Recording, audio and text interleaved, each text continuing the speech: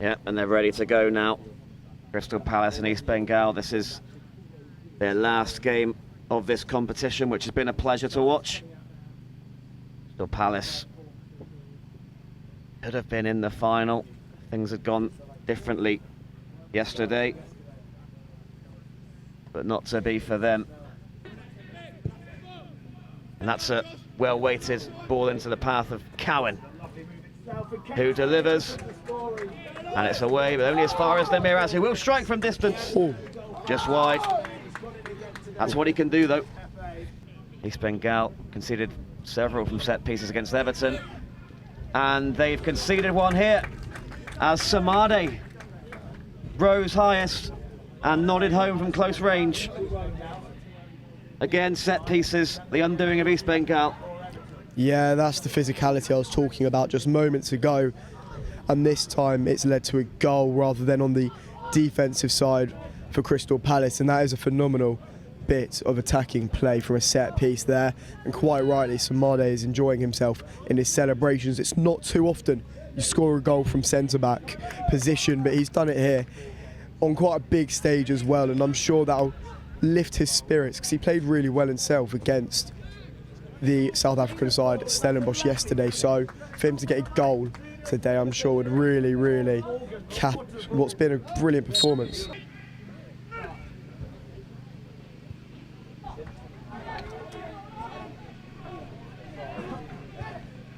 Cowan. Looking for Montgen. Enough bodies back for East Bengal, but it comes for Redhead! And that had to be tipped wide. That's a superb save by Kamal. Dashi takes. And Samade was closest to it, and he's gonna be in the vicinity of the goal, but it is an own goal by East Bengal. Palace double their lead, and again, Ollie, it comes from the set piece. They just can't seem to live with them at the moment.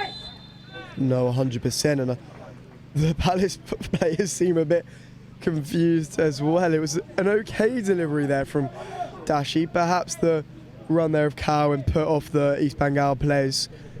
But it's a goalkeeping error, sadly, for Kamal after making such a brilliant save only a few minutes before. He reads it really well. He spots the danger and he decides to come out and take charge of the situation, and it seemed to be the right call. He wasn't really pressured by the Palace forwards, who didn't really make a run into the box, maybe expecting it to be a bit closer to them rather than into the space, but understandably so, because Kamal's done brilliantly in the first part of his endeavour, in his goalkeeping endeavour that is. But unfortunately he's made the wrong decision trying to punch it when he should have just caught it, and you can see there he's frustrated with himself.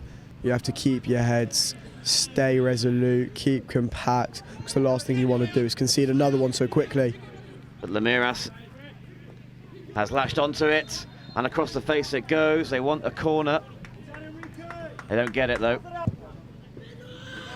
Lemiras galloping forward again, and Marjoram making the run. Just drags the defender out and allows the cross, and it's another own goal. And Sunil has swiped it into his own net. Lemiras had the space open up for him. And it's another ball into the box that's not dealt with, Ollie, and it's 3-0 before half-time. That's gutting. And the shirt goes immediately over his face. Check the shoelaces. Perhaps they were undone. Find an excuse. But it does all start with this incredible cross-field diagonal from back to front. And it's Lemiras, of course, who's putting this ball into the box. Who else would you expect to cause unrest at the back for East Bengal? But it is an easy clearance one would expect when the ball had gone in. But Lemiras won't be minding that at all. He can consider that an assist to his name. But yeah, no, it's a really difficult sight, and he won't be wanting to watch that one back. He just took his eye off the ball, so just need to keep your eye out like this again. Marjoram, another ball in. This time it is confidently dealt with and cleared. Not been able to get Guite Paker involved enough thus far, and it's given away again, this time to Montgen. Lemiras can pick it up.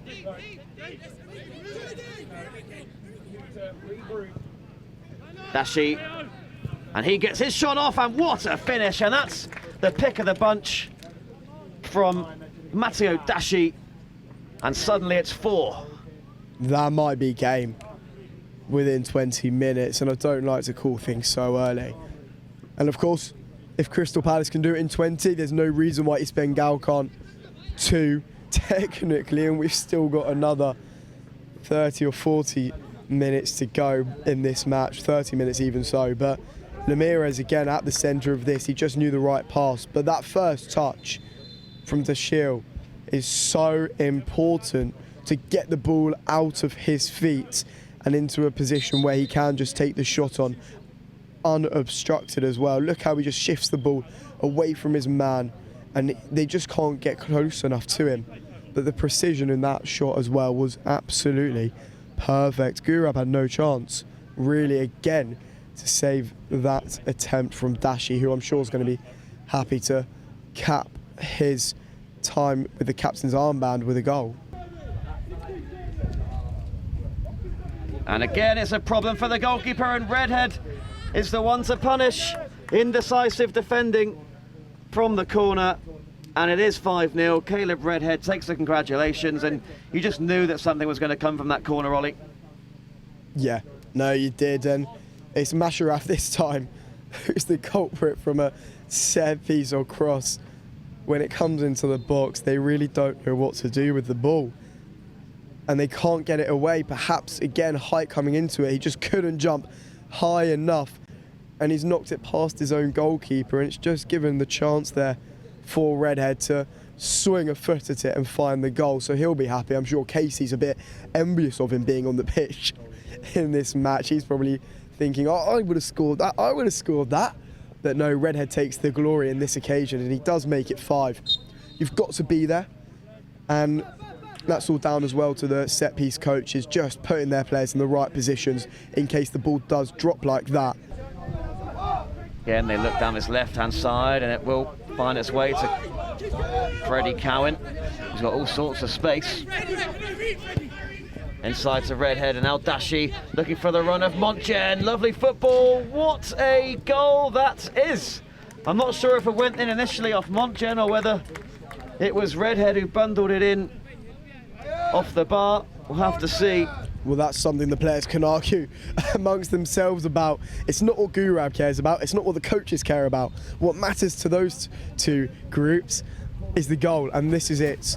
Again, coming down that left-hand side, but that's such neat football by Crystal Palace, and we can't tell. It doesn't look like it crosses the line, unfortunately, for him, with Montgen getting into the position to begin with. And it was a really, really clever run, as we see, just coming from that right-hand side. His man can't follow him.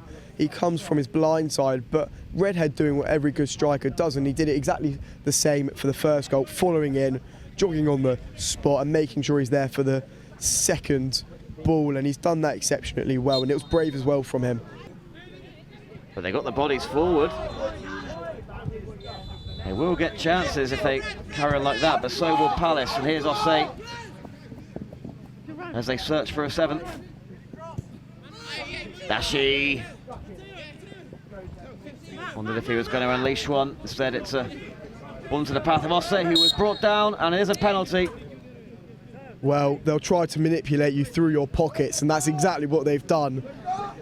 It was really, really good there from Crystal Palace, and we've seen it a couple of times now, how brilliant they can be on the ball when they get it at their feet in advanced positions. Dashi's probably the deserved taker of this penalty from his performance. And he makes no mistake. Dashi gets his 2nd of the game. It is 7-0. And just as you were seeing some promising signs from East Bengal as an attacking prospect, the Eagles come down the other end and make it 7, and that is the highest score we've seen from a team in a game at this event. Well, that's the difference, isn't it? A lot between the two sides, and it's just about taking your chances when you're on top. Momentum in football is so important, and it can swing so quickly, even in the form of counter-attacks within the split second. But East Bengal haven't taken advantage of the time when they have had momentum. Dagger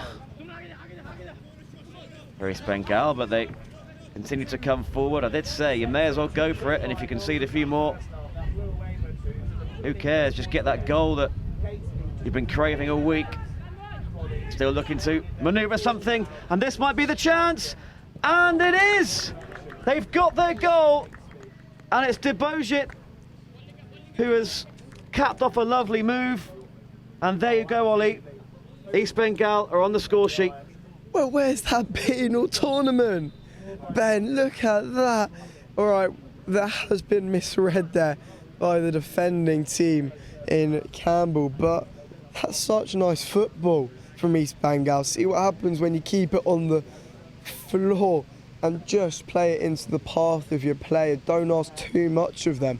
But in each pass in that move, the weight was absolutely perfect. And you worried for a second, did they overplay it?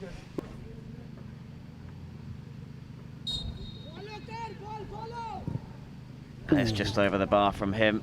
It's always going to be difficult to get it up and down with that wall, with those tall players, as you mentioned, Ollie. No, certainly, but he did well to get it over them, because it is really, really close to the wall, of course, and there isn't a lot of time, as you say, to get it down once it rises, but there wasn't a lot of angle either.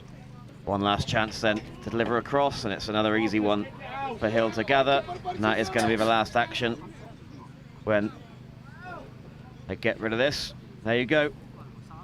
So that brings an end to Crystal Palace and East Bengal's Next Gen Cup campaigns, and it's been Crystal Palace's morning.